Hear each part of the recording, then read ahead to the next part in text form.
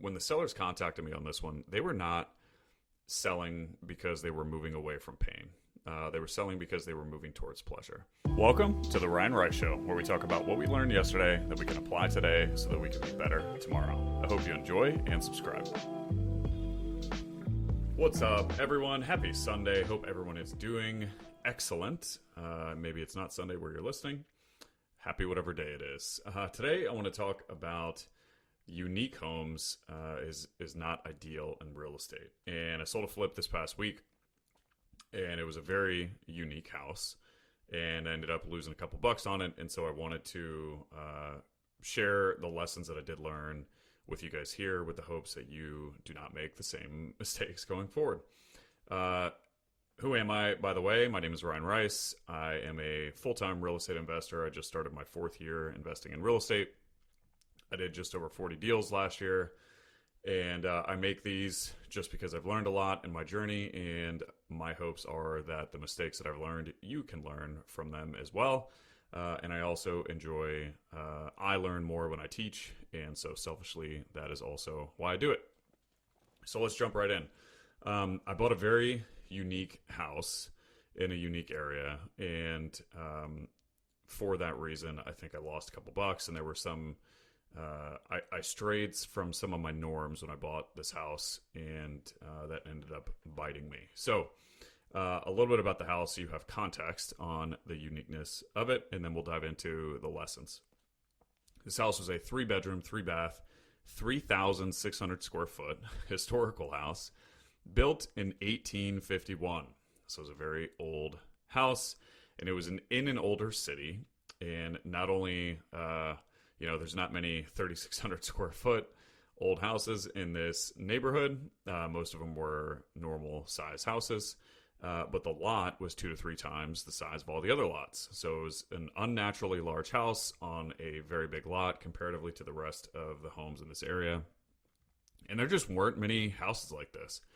And it was in an older city with a very small population, and not a lot of activity. And so needless to say, like, buying power in this area was probably lower than an average metropolitan area. So this specific city was on probably a good 50 miles or so from a bigger city, and ended up taking a chance on it and lost a couple bucks. So let's kind of go through some of the numbers so you have context on what they look like, and then I'll dive into the lessons. I bought this house for $175,000. I knew I was going to have to put a roof on it when I bought it, and it's a massive house, so the roof costed me $12,000. And I had a few other miscellaneous things. I spent about $15,000 total on the rehab, and then I cleaned it up and listed it. I had it listed within a week after I bought it. I spent a total of about $13,000 on escrow fees and taxes on the buy and sell side. I spent about $14,000 on commissions. Spent about $800 on insurance. All of those numbers are relatively normal. This is where stuff gets funky. I spent $3,600 on utilities, which I'll get to in a second. And I spent a grand total of $21,500 on interest and loan costs, because I bought the house in May of 2023. And here we are in February of 2024, and I just sold it last week. So I held it for a very long time. And as you just heard me say, I had it listed within a week after I bought it. So it was listed on the market for a very long time. In fact, it was in and out of contract a total of 4 times before we closed. I had 2 buyers back out due to financing, 1 due to inspection. And there was just a whole lot of different stuff going on with this house. So let's jump into some of the things that I learned and some of the norms that I broke away from when I normally buy houses. And hopefully this is helpful for you guys. So first, when I bought this house, I banked on making about 20 to 25 grand. I knew it was going to be a quick turn. I was going to have it on the market almost immediately after. The problem is, first, I sold it for $10,000 less than I expected, which I actually got lucky on. So this house was on the market for so long and in and out of contract so many times. When I sold it above list price, because it just so happened that the 4th time I went in contract, we had 2 offers. One was very low, and the other was slightly above. list, but we were able to use the fact that we had multiple offers in hand at the same time to get a pretty good offer over list, and that one ended up closing. And so I should have sold it for more than $10,000 less than I expected. Got a little lucky, and so for that case, the fact that I only lost a couple bucks on it, I think, is a win. But then I held it probably 5 to 6 months longer than I thought I would. And I think what I learned, one of the things that I learned through that process is that if a house is unique, if there are attributes that not a lot of other houses in the area have, then at the end of the day, if there's no clear data on comps, then you're speculating, right? And I was cautiously speculating. I did what I thought was my due diligence in the fact that I talked to, there's a broker that has 70% of the volume in this entire county, and the broker walked through it and was like, yeah, I think a floor is about $250 sales price for this house. Ended up selling it for $240. And I normally, I'm very appreciative of the broker's opinion, but we just look at the data. In this case, there wasn't data. And I trusted the broker's opinion, great reputation in this area, and they intended well. It's just a very, very unique house. But yeah, if there's no comps, no matter how conservative the speculation, it's still speculation. And I learned that when I am speculating,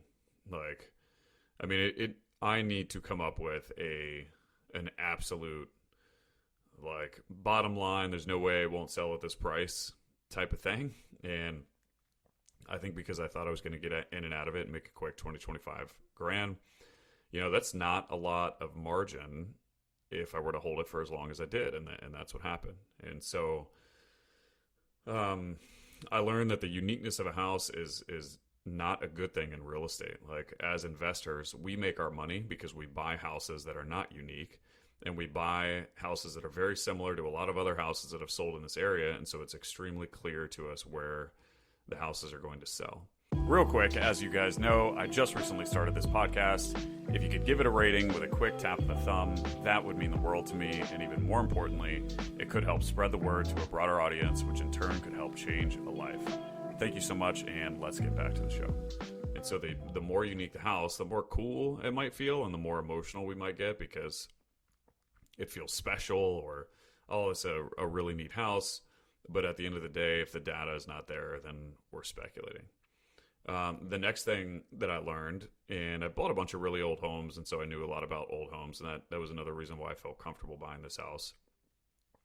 But there's always surprises. All the old homes that I bought previously, I did full gut rehabs on, and I didn't hold for a long time. Just they didn't sit on the market for as long as this one before I renovated them.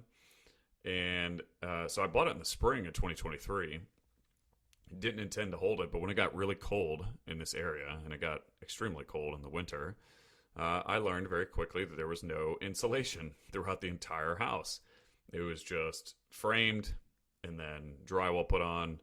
And because of that, I had an electric furnace in the house, and my electric bill was $1,300. 1 month, and then another month it was $1,200. And so I mentioned I spent $3,600 on utilities. I did not plan on spending that much money on utilities anywhere close to that, and it was because there were 2 really cold months. I probably spent $2,500.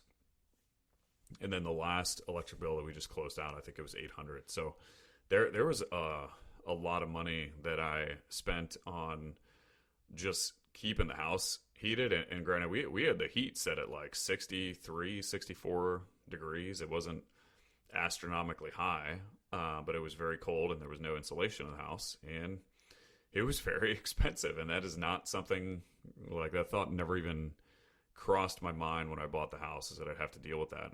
And what's interesting about that, it was very close to a break-even deal, and if it wasn't for those utilities, I may have made a little bit of money. And so that $3,600 that I spent on utilities was actually the make or break between, it's the difference between losing money or breaking even. And I think the last thing that I learned is when the sellers contacted me on this one, they were not selling because they were moving away from pain. They were selling because they were moving towards pleasure. These sellers were fairly well off. They had a pretty good business, and they also had property down in Florida, and had this house for a while and just didn't want it. And I was very upfront with them and told them about what I thought the house was worth. And they really did not want to sell the house for 175. They really wanted to sell it for 200. And I told them, I was like, look, I think you guys would have zero trouble getting 200 if you wanted to sell it on the open market. Here's the value that I can provide, and if you guys want to sell it for 175, that's where I can do it. And what was interesting about that situation is I think because they weren't in pain, and were moving towards pleasure, I wanted to make the deal work. Like, I really wanted a deal, and I was a little tight on my margins for a couple reasons. As I shared, I talked about what the broker's opinion on the property was, and also I intended to get in and out of it so quickly. I was like, yeah, 20, 25K, like, that should be fine. I did not take into account stuff like, hey, it's a really old house. I should have some contingency if it's a really old house, or, I 175 should not have been the amount that I presented to them. In hindsight, I really think I probably should have started at 150. And if I could have picked up this property for 160, then even after everything I went through, I would have been able to make a little bit of money as opposed to lose a couple bucks. And I have not bought many houses from sellers where the sellers are not in pain. Just the nature of the value proposition that I can add as opposed to a seller listing with a realtor is I can solve a lot of problems that sellers that are in pain really don't want to deal with when it comes to listing the home on the open market.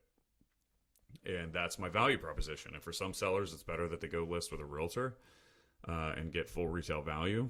And some sellers don't care at all about getting full retail value. They care more about the process of selling their home, and they want it to be super, super convenient, and they don't want to deal with inspection contingencies and finance contingencies. They just want somebody to buy it and know with certainty that someone will close.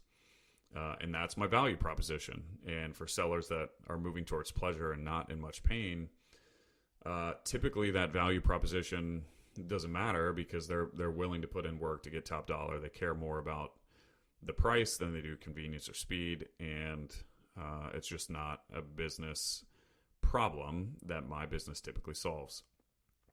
Well, for these sellers, we agreed on a price, and I think I just wasn't as conservative as I should have been on that price. And because of that, I lost a couple bucks. So short and sweet today, but in summary, if a property is unique, you need the property really, really deep. When I say really deep, I mean you need to buy it at a significant discount to make up for the unknowns, because if it's so unique that there's not data on a price, on an exit price, then there's going to be some level of speculation there. And because of that, you need to make sure that it's really deep. And uniqueness can lead to sitting on the market for a while. There's not many buyers that are looking for 3,600 square foot homes. Most of the buyers in this older city, they're looking for 3-bedroom, 2-bath, 1,000 to 1,500 square foot homes at a much lower price point. But uniqueness can also lead to crazy high utility bills or whatever else, whatever other unknowns that a unique property brings. Second, if the data is not clear, then you're speculating. And then third, if the seller is not in pain, it's going to be difficult to do a deal that makes sense. And you don't ever need a deal, right? I think in the moment, I really wanted to help the seller. We built a great rapport, and it's almost like I wanted to serve the seller so much that I sacrificed potential needs of the business in order to get done what she wanted. And while I'm sure she was appreciative of that, I held the property for a very, very long time and lost a couple bucks on it and learned some lessons. Warren Buffett always says the number one rule in investing is don't lose money, and the number two rule is see rule number one. And real estate, anyone that's been in real estate for a long time has probably lost money on a deal, and I think the more that we can learn from the deals that we've lost on, and hopefully for those of you out there that haven't done a deal, can learn from others because they have lost on deals. And you don't ever need a deal so bad that you should take it on with a marginal probability of losing money. I think there's so many different anomalies that come with doing deals that are good and making sure that you're purchasing a deal that you don't have very high percentage at all of losing money. So short and sweet. Hope that was helpful. Thank you guys for listening. And until next time, I will see you. Love you guys. Peace.